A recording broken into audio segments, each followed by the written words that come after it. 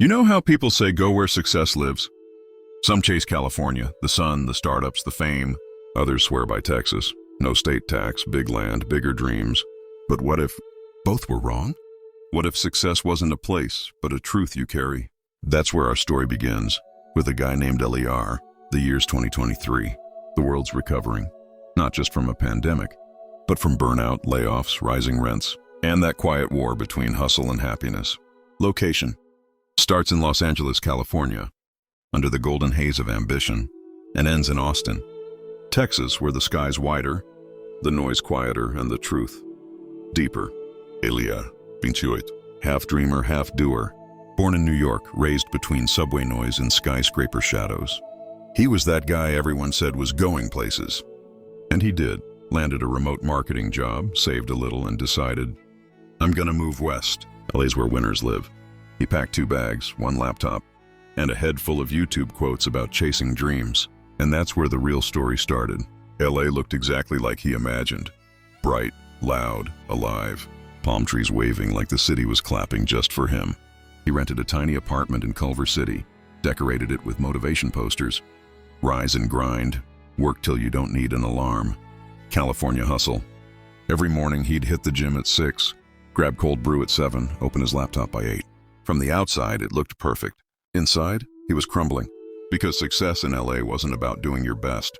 It was about looking your best while pretending you didn't care. People smiled, but only if you could help them.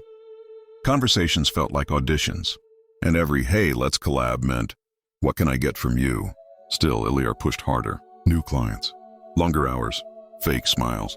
But every night he'd stare at the ceiling thinking, why does winning feel so empty? Then came that one call. His boss saying, we're restructuring. You're talented, but not essential. 2 sentences. And just like that, the California dream cracked. No backup plan, rent due in 12 days. Savings melting faster than the ice in his untouched latte. That night, Eliar walked down Venice Beach, phone off, barefoot, just walking. He watched people laugh, surf, love, and for the first time in years, he envied peace more than success. A street musician nearby sang, you can't chase the sun if you don't love the dawn. Simple words, but they hit like lightning. That night, Eliar made a choice. If California's not it, maybe it's time to find somewhere that doesn't care who I am, but what I become. And he booked a one-way flight to Texas.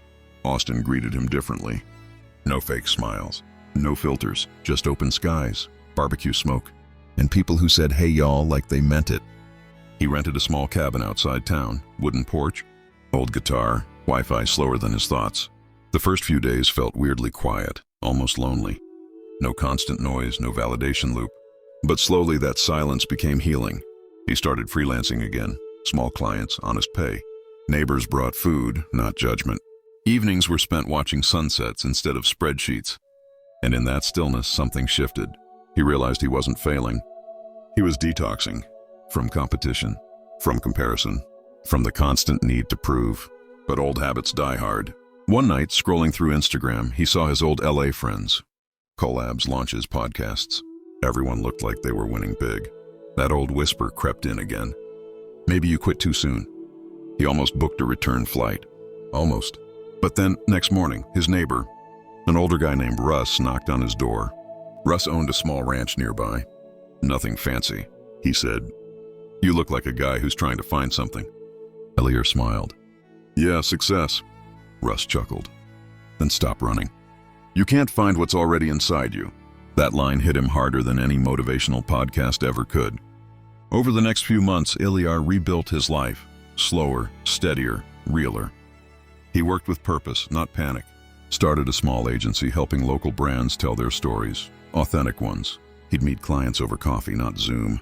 He laughed more, slept better, and without realizing it, his business grew faster than it ever did in LA. Because this time, success wasn't about numbers. It was about impact. And one day, while walking by a lake at sunrise, he realized something that changed everything. California taught me how to dream big. Texas taught me how to stay grounded. But success?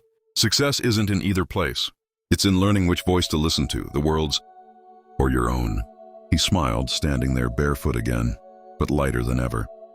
And that's when he whispered, maybe home isn't a location. It's the peace you make with yourself. Months later, his YouTube channel, The Grounded Dreamer, blew up. Not because it was trendy, but because it was true. Millions related to his story, chasing the wrong dream, finding the right truth. He didn't sell a course, didn't flash a car. He just shared this message. Stop searching for the perfect city to win in. Start becoming the person who can win anywhere. California versus Texas? 2 dreams, 1 truth. Success isn't where you go, it's who you grow into.